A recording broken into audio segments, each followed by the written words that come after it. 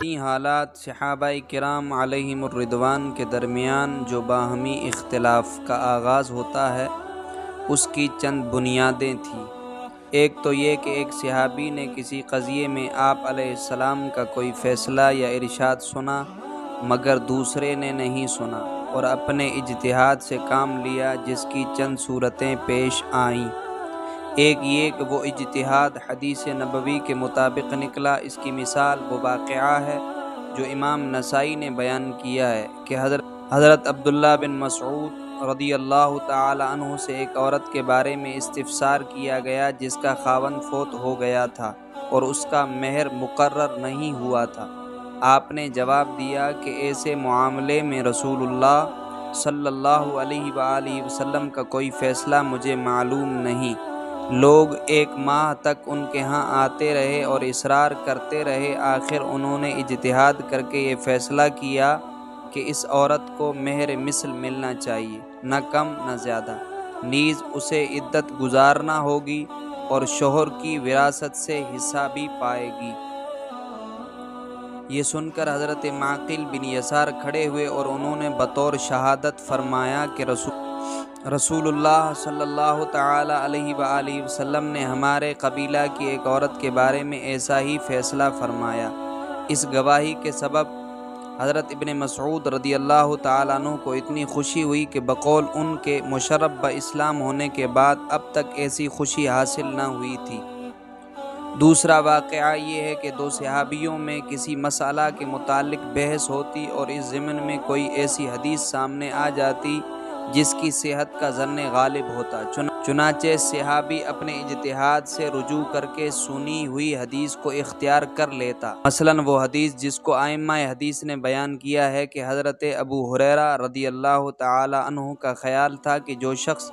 طلوع صبح کے وقت تک جنبی رہا اس کا روزہ نہیں ہوتا۔ جب بعض ازواج مطہرات نے رسول اللہ صلی اللہ علیہ وآلہ وسلم کا عمل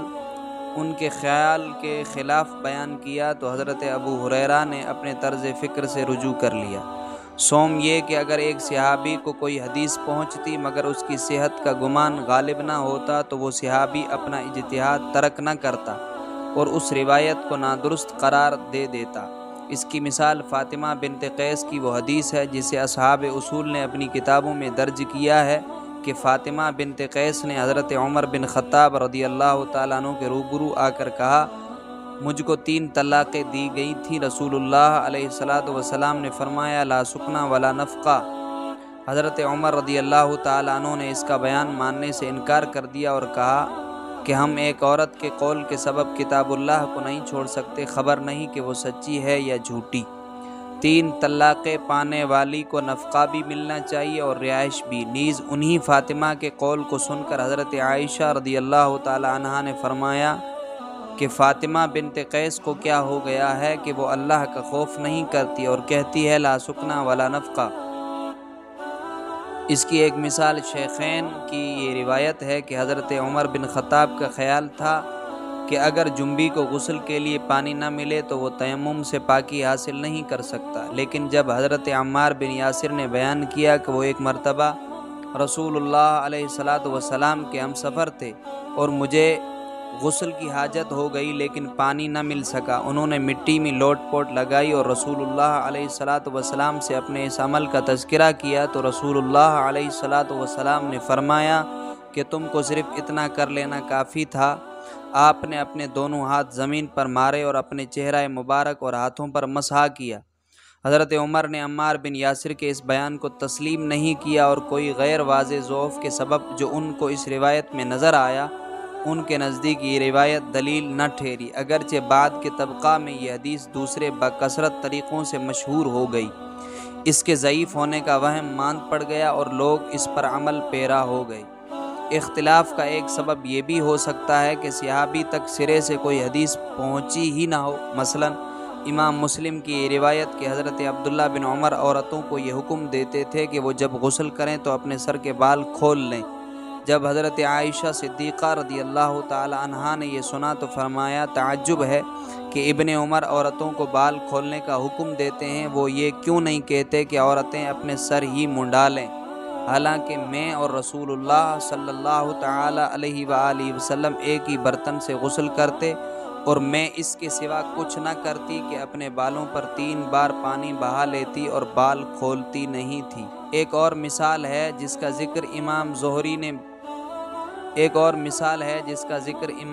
نے کیا کہ ہند کو یہ علم نہ تھا کہ رسول اللہ صلی اللہ علیہ وآلہ وسلم نے استحاضہ کی حالت میں بھی نماز پڑھنے کی اجازت دی ہے، اس لیے وہ اس حالت میں نماز نہ پڑھتی اور ترک نماز کے غم سے رویا کرتی تھی۔ احکام فقہا کے متعلق صحابہ کرام علیہم الرضوان میں جو اختلاف ہوئے ان کا ایک سبب یہ بھی تھا کہ صحابہ کرام نے رسول اللہ صلی اللہ علیہ وآلہ وسلم کو ایک عمل کرتے دیکھا، لیکن اس عمل کی حیثیت کے تعین میں اختلاف ہو گیا۔ بعض نے اس فعل رسول کو کار ثواب خیال کیا اور بعض نے ایک امر جائز سمجھا۔ اس کی ایک مثال عمل تصحیب ہے جسے اصحاب اصول نے بیان کیا ہے۔ عمل تصحیب سے مراد یہ ہے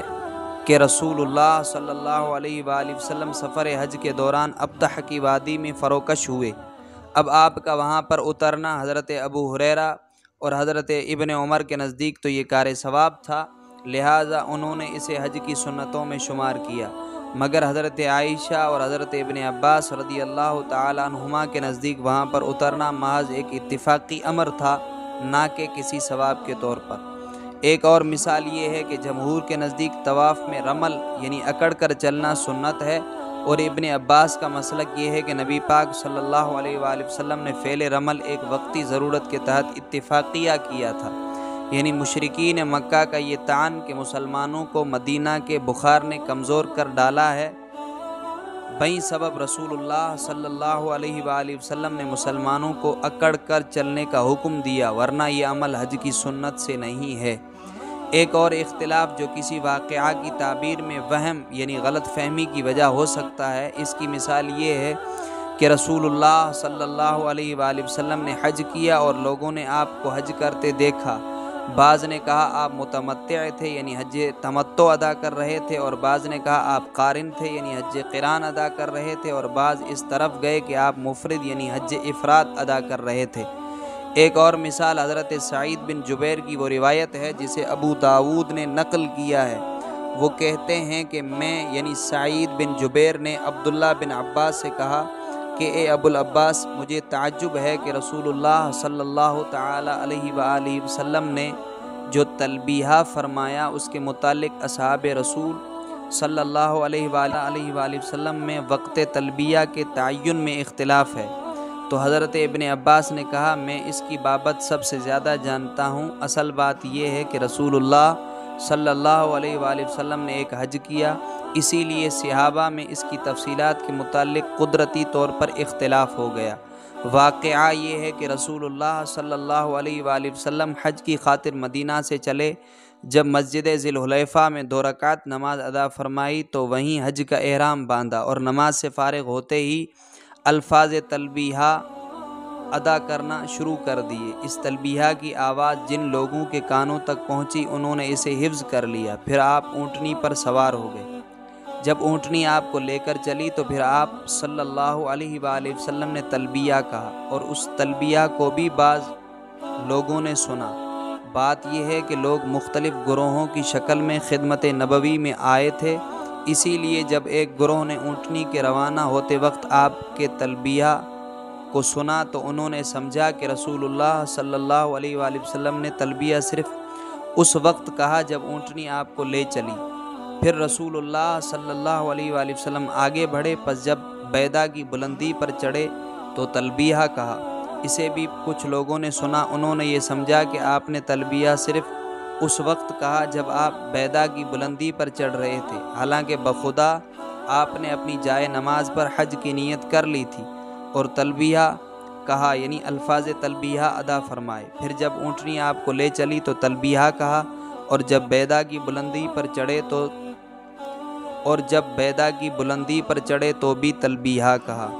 من جملہ اسباب اختلاف سہو و نسیان بھی ہے۔ اس کی مثال یہ ہے کہ حضرت ابن عمر نے بیان کیا کہ رسول اللہ صلی اللہ علیہ وآلہ وسلم نے ایک عمرہ ماہ رجب میں کیا۔ حضرت عائشہ رضی اللہ تعالی عنہا نے یہ سنا تو انہوں نے فرمایا کہ وہ بھول گئے ہیں۔ اختلاف کا ایک اور سبب خامی فہم حدیث ہے۔ چنانچہ ابن عمر یا حضرت عمر رضی اللہ تعالیٰ عنہ نے آپ صلی اللہ تعالیٰ علیہ وآلہ وسلم سے روایت کیا ہے کہ میت کے گھر والوں کے رونے سے اس پر عذاب ہوتا ہے۔ حضرت عائشہ رضی اللہ تعالیٰ عنہ نے جب سنا تو کہا وہ حدیث کو صحیح طور پر نہیں سمجھ سکے۔ بات یہ ہے کہ رسول اللہ صلی اللہ تعالیٰ علیہ وآلہ وسلم ایک یہودیہ کی قبر کے پاس سے گزرے، اس کے گھر والے اس پر رو رہے تھے۔ آپ نے فرمایا یہ اس پر رو رہے ہیں اور اسے قبر میں عذاب ہو رہا ہے۔ اس سے راوی نے یہ سمجھا کہ میت کے عذاب کا سبب اس کے گھر والوں کا رونا ہے، اور یہ گمان کر لیا کہ یہ حکم ہر میت پر عائد ہوتا ہے۔ اختلاف کا ایک سبب یہ بھی تھا کہ کسی حکم کی علت کے تعین میں اختلاف ہو گیا، جیسے جنازہ کے لیے کھڑے ہونے کا مسئلہ ہے۔ چنانچہ بعض صحابہ نے تو یہ کہا کہ جنازے کو دیکھ کر کھڑا ہونا فرشتوں کی تعظیم کے لیے ہے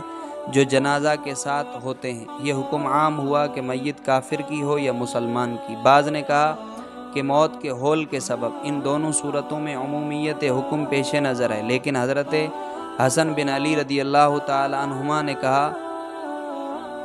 ایک مرتبہ رسول اللہ صلی اللہ تعالی علیہ وآلہ وسلم کے قریب سے ایک یہودی کا جنازہ گزرا تو آپ کھڑے ہو گئے۔ آپ نے برا سمجھا کہ ایک یہودی کی لاش آپ کے سر سے اونچی ہو۔ اختلاف کا یہ بھی ہے کہ دو مختلف حکموں کے درمیان موافقت نہ کر سکے، جیسا کہ جنگ خیبر کے موقع پر رسول اللہ صلی اللہ علیہ وآلہ وسلم کا متاع یعنی وقتی نکاح کی اجازت دینا، پھر جنگ اوطاس کے موقع پر بھی اس کی اجازت دے دی اور بعد میں اس سے منع فرما دیا۔ چنانچہ ابن عباس کا کہنا ہے کہ اجازت متاع ناگزیر حالات کے سبب تھی اور ممانعت ناگزیر صورتحال ختم ہو جانے کی وجہ سے ہے، اور ایسے حالات میں یہ حکم بدستور باقی ہے۔ لیکن جمہور کی رائے یہ ہے کہ اس فعل کو روا رکھا گیا تھا، اور جب ممانعت ہوئی تو یہ حکم ہمیشہ کے لیے منسوخ ہو گیا۔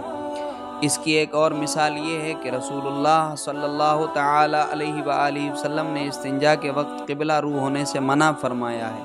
اس کے متعلق صحابہ کرام علیہم الرضوان کی ایک جماعت کا خیال ہے کہ یہ حکم عام ہے اور غیر منسوخ ہے، لیکن حضرت جابر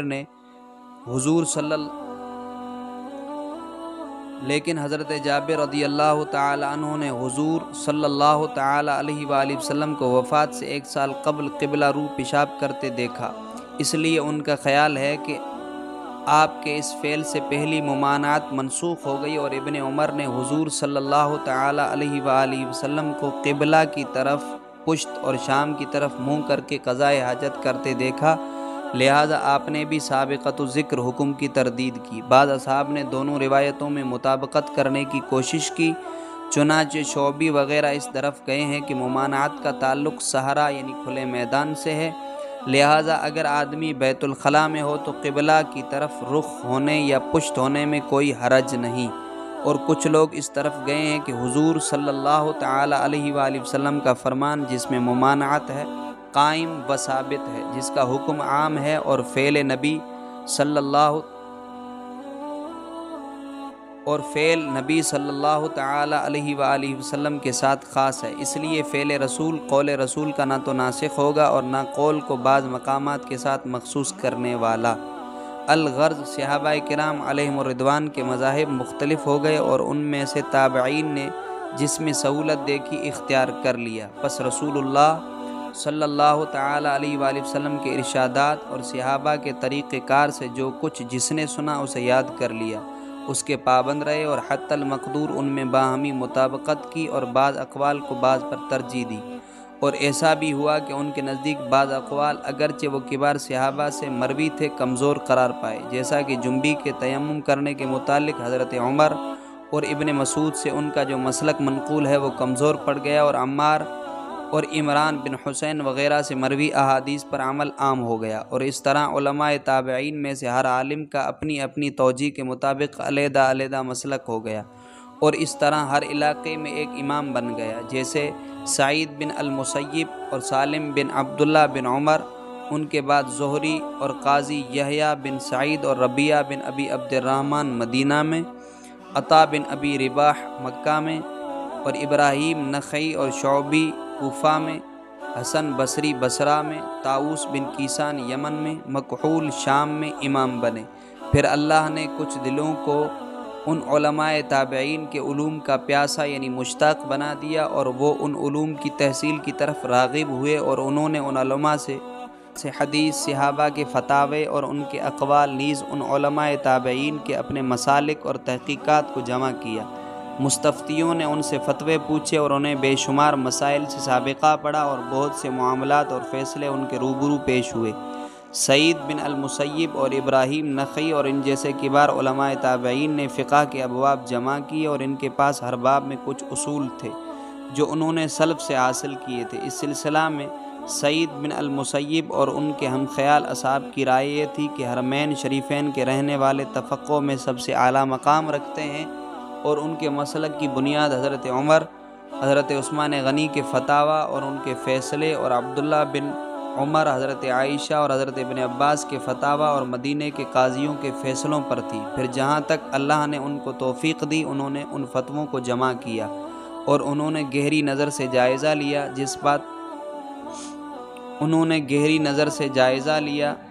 جس بات پر علماء مدینہ کا اتفاق تھا، اسے تو بڑی مضبوطی سے اختیار کر لیتے تھے،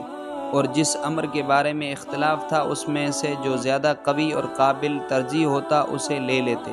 خواہ اس وجہ سے کہ اکثریت اس طرف مائل تھی، یا وہ بات قیاس قوی کے مطابق تھی، یا وہ کتاب و سنت سے واضح طور پر مستنبط یعنی ماخوذ تھی، یا ایسی ہی کوئی وجہ سے۔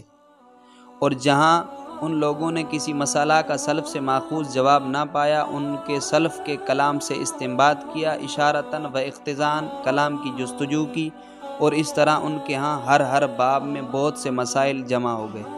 ابراہیم اور ان کے اصحاب کی رائے تھی کہ عبداللہ بن مسعود اور ان کے اصحاب فیض یافتہ فقہ میں ممتاز و مستحکم مقام رکھتے ہیں، جیسا کہ علقمہ نے مسروق سے کہا کہ کیا کوئی صحابہ میں سے عبداللہ بن مسعود سے بڑھ کر فقہ میں قابل وثوق ہے؟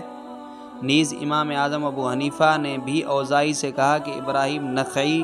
سالم بن عبداللہ بن عمر سے زیادہ فقیہ ہیں۔ اگر عبداللہ بن عمر کو حضور کے صحابی ہونے کا شرف حاصل نہ ہوتا تو میں کہتا کہ علقمہ عبداللہ بن عمر سے زیادہ فقیہ ہیں، اور عبداللہ ابن مسعود تو عبداللہ ابن مسعود ہی ہیں، ان کا کیا کہنا؟ امام اعظم ابو حنیفہ کے مذہب کی بنیاد حضرت عبداللہ بن مسعود کے فتاویٰ اور حضرت علی رضی اللہ تعالیٰ عنہ کے فیصلوں اور ان کے فتووں اور قاضی شریح و دیگر قضاۃ کوفہ کے فیصلوں پر ہے۔ پس ابراہیم نخعی نے ان فتووں اور فیصلوں کو جہاں تک اللہ تعالیٰ نے انہیں توفیق دی فراہم کیا، پھر ان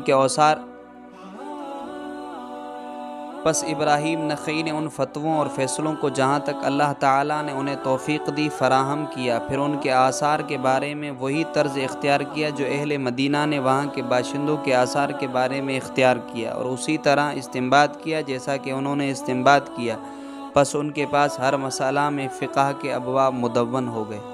سعید بن المسیب فقہائے مدینہ کے ترجمان تھے۔ حضرت عمر کے فیصلے اور حضرت ابو ہریرہ سے مروی احادیث انہیں سب سے زیادہ یاد تھیں۔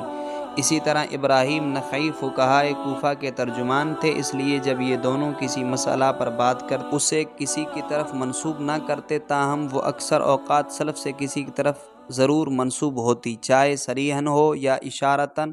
یا اس سے ملتے جلتے کسی اور انداز سے، مثلاً اقتضائے حال وغیرہ۔ ان دونوں بزرگوں کے علاقوں سے تعلق رکھنے والے فقہاء نے ان کی فقہی آراء پر اتفاق کر لیا، اور انہی سے انہوں نے اخذ مسائل کیا، سمجھا اور مزید استنباط کیا۔ واللہ اعلم بالصواب۔